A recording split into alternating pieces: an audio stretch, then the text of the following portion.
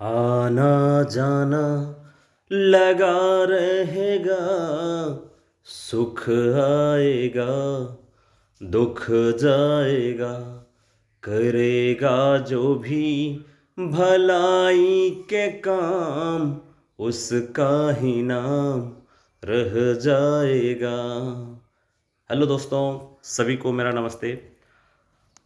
अभी जो हमारे मज़दूर किसान भाई हैं, जो हम लोग मज़दूर कैटेगरी के हैं, उनके लिए, उनके बच्चों के लिए एक बिल्कुल सुनहरा मौका आ गया है, जिसमें जो अर्धसैनिक बल के जो दास्ता है, एसएससी जीडी का बहाली आ चुका है। उस मौके को बाज की तरह बिल्कुल जाने नहीं देना है। तो इनका मैं जो मोटी मोटी बातें हैं जो आपको जानकारी होगी, फिर भी उसमें मैं ये बताना चाह रहा हूँ ताकि कोई बच्चे गलती ना करें। इसमें सबसे पहले मैं आपको जो ये फॉर्म फिलअप करने का जो अवधि है, समय है, वो बता देता हूँ। 27/10/2022 टू 30/11/2022 के बीच फॉर्म फिलअप करने का ये डेट है। इसमें आप सबसे पहले अपना पूरा कागज प्रिपेयर होके तैयारी कर लें। उसके बाद कैफ़े में जाएं। उस कैफ़े में जाने के बाद अब पूरा जिम्मेवारी कैफ़े वाले के ऊपर मत छोड़ें। उनमें पूरा जिम्मेवारी कैफ़े वाले के ऊपर मत छोड़ें, क्योंकि जब एडमिट कार्ड आने का समय आ जाता है, जब एडमिट कार्ड मिलने लगता है, तो बहुत सारे बच्चों का एडमिट कार्ड नहीं आता है। वो गलती के कारण नहीं आता है। वो गलती क्या है आपको मैं बता रहा हूँ। जब अभी आप फॉर्म फिलअप करते, उसमें कुछ ऐसे कॉलम है जो आपने गलती भरवाया है या भरा है, तो उसके वजह से आपका जो एडमिट कार्ड है वो नहीं मिल पाता है। इसमें सबसे पहले मैं आपको इंस्ट्रक्शन दे देता हूँ। जो उम्र है, जिनका उम्र 18 से 23 वर्ष है, वो फॉर्म फिलअप करेंगे। लेकिन इसमें जो कैटेगरी जाति वाइज है, जैसे SC ST वाले हैं, 18 से 23 वर्ष उम्र सीमा है उनका, जो सरकार की पॉलिसी है। उसमें 5 वर्ष उनको छूट पहले से मिलते आ रहा है SC ST को, तो वो हो गया 23 वर्ष में 5 वर्ष प्लस कीजिए, 23 5 28 हो गया। उसके बाद जो सरकार ने एक तरह से राजनीति पॉलिसी समझिए, जो भी समझिए, कोविड के वजह से उन्होंने बहुत सारे दिनों से वैकेंसी नहीं लाया था, तो 3 वर्ष का उसमें छूट दिया है। तो 23 और 5 वर्ष जो SC ST वालों को पहले से छूट मिलते आ रही है, वो तो 23 5 28 हो गया। और 3 वर्ष जो ये है, तो 28 3 31, यानी 18 वर्ष से 31 वर्ष के बीच जिनका उम्र है, वो इसमें SSC GD में फॉर्म फिलअप कर सकते हैं। जो OBC वाले हैं, उनके लिए भी वही है कि 18 से 23 वर्ष है, उसमें 3 वर्ष उनका OBC का मिलता है, और उसमें 3 वर्ष प्लस कर दें वो कोविड वाला, तो 18 से 23 3 26 3 29 वर्ष। तो इस तरह से जो उम्र का सीमा है ये दिया हुआ है। उसके बाद इसमें हाइट है, फीमेल का हाइट है 157 सेंटीमीटर, और जो मेल हैं उनका हाइट है 170 सेंटीमीटर। उसके बाद जो लद्दाखी हैं, उनके लिए जो हाइट का इंस्ट्रक्शन दिया हुआ है वो ऑलरेडी पहले से चला रहा, वही सेम है। अभी इसमें बात क्या है जो आपको मैं जानकारी देना चाहता हूँ। इसमें क्या होगा, आपको सबसे पहले रिटन होगा। रिटन टेस्ट के बाद आपका फिजिकल टेस्ट होगा। जब फिजिकल टेस्ट आप पास करते जाएंगे तो फिर आपका अंत में मेडिकल होगा। तो इसमें बहुत सारे बच्चे ये कौन सी बड़ी बात आप बता रहे हैं। नहीं भाई, इसमें कुछ ऐसी गुण है जो मैं बताना चाहता हूँ। आपको पसंद आए तो अच्छी बात है, नहीं पसंद आए तो कोई बात नहीं।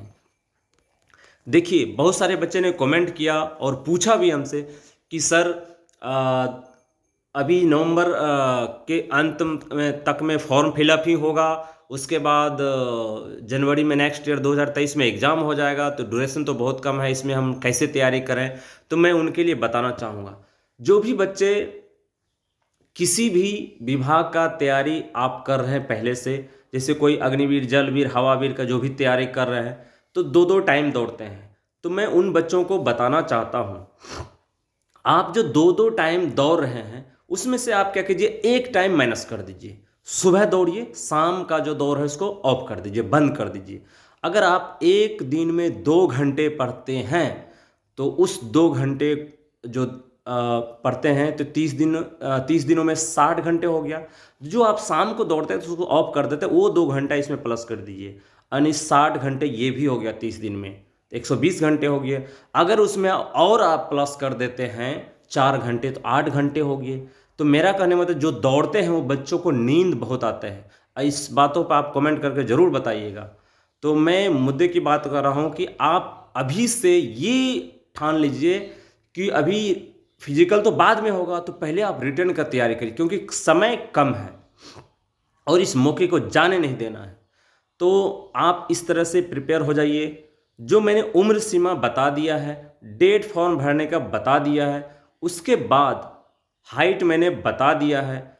इसमें एक चीज़ और अलग से जो बहुत अच्छी चीज़ें हैं, मेरे हिसाब से अच्छी तो नहीं है, लेकिन कहावत है कुछ नहीं तो कुछ तो है। जो एनसीसी के बच्चे हैं स्पेशल, उनके लिए एनसीसी जो बच्चे सी पास है, सी सर्टिफिकेट जो पास है, उन्हें 8 अंक का छूट मिलेगा। 8 अंक कैसे छूट मिलेगा? 5% आपको 160 अंक का जो एग्ज़ाम होगा, अब वो मैं बता दूंगा बाद में, कि 8 अंक का छूट होगा 5%, यानी उसके बाद जो बी सर्टिफिकेट पास हैं उनका अंक, बोनस अंक मिलेगा उसको 4.8 अंक। उसके बाद जो ए सर्टिफिकेट पास बच्चे हैं उनको मिलेगा 3.2 अंक। अब ये मैं ड्यूरेशन बाद में इसका जो कैलकुलेशन मैं बता दूंगा। आपका जो एग्ज़ाम होगा वो किस कैटेगरी का होगा, कैसे होगा? आपका एग्ज़ाम 160 अंक का होगा, उसका अवधि होगा 1 घंटा। 160 अंक में जो एलिमेंट्री मैथमेटिक्स है उसमें से आपका 20 क्वेश्चन पूछा जाएगा। 20 क्वेश्चन इसलिए पूछा जाएगा कि पर क्वेश्चन इस बार जो है 2-2 अंक का है, और हर क्वेश्चन 2-2 अंक का होने की वजह से 20 दूना 40 अंक, यानी मैथमेटिक्स का हो गया। हिंदी और इंग्लिश में 20 जो क्वेश्चन होगा उसका 40 अंक हो गया। उसके बाद जो रीजनिंग है उसमें 20 क्वेश्चन पूछा जाएगा, पर क्वेश्चन 2 अंक का, तो 40 अंक का। उसके बाद जो जनरल नॉलेज है उस 20 क्वेश्चन होगा, पर क्वेश्चन 2 अंक है, तो 20 दूनी 40 हो गया, यानी 40 40 40 40, तो 4 चौको 16, 160 अंक का जो क्वेश्चन पूछा जाएगा। जो एनसीसी वालों को जो 8 अंक, 4.8 अंक और 3.2 अंक जो छूट मिल रहा है सी बी ए वालों को, तो उसका आधार मैं बताना चाहूँगा। 160 अंक का 5% निकाल लीजिए, 5% छूट मिला है तो 8 अंक होता है। उसके बाद जब आप 160 का 3% निकाल रहे हैं तो उसका 4.8 अंक होता है, और जो 2% 160 का वो निकाल लीजिए, इस आधार पे छूट मिला है। इसके बाद बहुत सारे बच्चे बोलेंगे कि सर इसमें आपने कोई नई चीज़ बताया नहीं। मैं नई चीज़ इसमें ऐड करूंगा, जो अगला वीडियो मैं उसमें बता के आपको बिल्कुल दूंगा। तो जो दौड़ के लिए है, जो नॉर्मल इलाके के हैं, यूपी बिहार झारखंड जो भी है नॉर्मल प्लेन राज्य हैं, उनके जो फीमेल बच्चे हैं उनके लिए जो है 5 किलोमीटर 24 मिनट में पूरा करना है, और जो फीमेल है उनका है 1.6 किलोमीटर 8.5 मिनट में। जो लद्दाखी हैं उनका फीमेल का है 800 मीटर 4 मिनट में, 800 मीटर 4 मिनट में।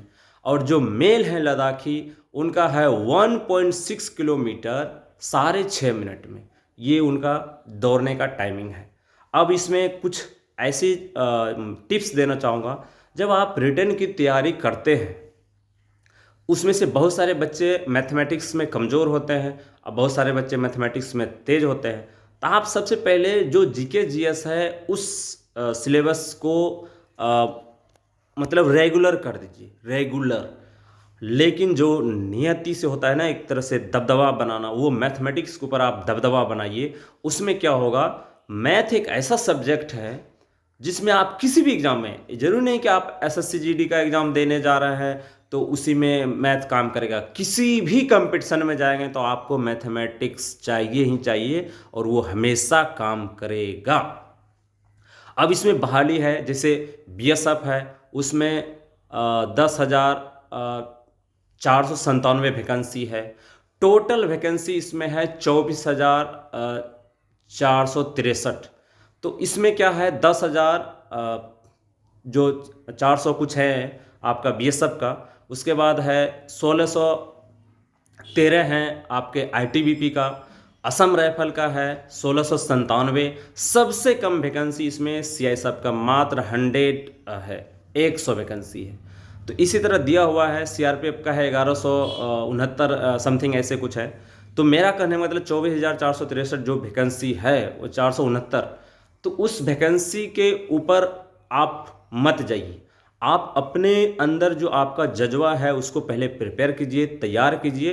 पहले रिटर्न निकालिए, फिर फिजिकल निकालिए, मेडिकल निकालिए, 100% श्योर है निकलेगा। और जो मजदूर किसान के बच्चे हैं, मैं उनसे आग्रह करूंगा कि भाई फालतू समय बर्बाद मत करो, ये मौका है, इस मौके को जाने मत दो। इंडिया पाकिस्तान का मैच जब चलता है बोलता है मौका मौका, वो मौका आपके लिए आ गया है। और ये वैकेंसी कम है, स्ट्रेंथ के मुताबिक युवा जिस तरह से बेरोजगार है उसके मुताबिक बिल्कुल कम है। हो सकता है राजनीतिक पॉलिसी होगा बाद में, जब 2024 का चुनाव होगा तो निकालेगा, लेकिन इस मौके को आप जाने मत दीजिए। वो राजनीति क्या हो रहा है उसको करने दीजिए। जो गरीब किसान के बच्चे हैं उनसे मेरा आग्रह है, इस मौके को जाने मत दीजिए। और बोलिए छठ मैया की जय। और मुझे विश्वास है ये वीडियो देख आप कमेंट जरूर करेंगे, शेयर जरूर करेंगे और अपने दोस्तों को बताएंगे इसके बारे में। और नेक्स्ट वीडियो में इसका फिजिकल कैसे निकाला जाए, रिटर्न कैसे निकाला जाएगा, मैं डालूंगा। जय हिंद।